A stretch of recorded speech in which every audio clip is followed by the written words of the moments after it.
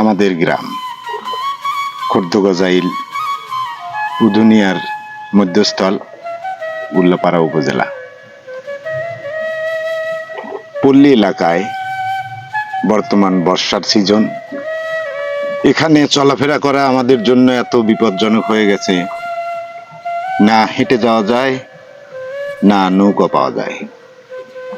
পল্লী এলাকার দুঃখ কখনোই কোনো এমপি বা চেয়ারম্যান বোঝে নাই। এরা যে নিম্ন অঞ্চলে বসবাস করে, ঠিক একই সময় তারা আসে যখন ইলেকশন সামনে আসে। আসলে আপনারা দেখেন, আমি আপনাদের মাঝে শেয়ার করলাম জিনিসটা এরকম। এই পল্লীতে যত মানুষ কৃষক বসবাস করে, সত্যি তাদের দুঃখ দুর্দশা দেখলে মনটা কেঁদে ওঠে। কিছু করার নেই।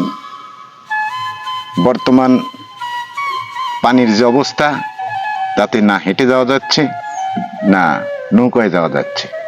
সেই দৃশ্যটাই আমি আপনাদের সামনে তুলে ধরলাম। আসসালামু আলাইকুম রাহমাতুল্লাহ।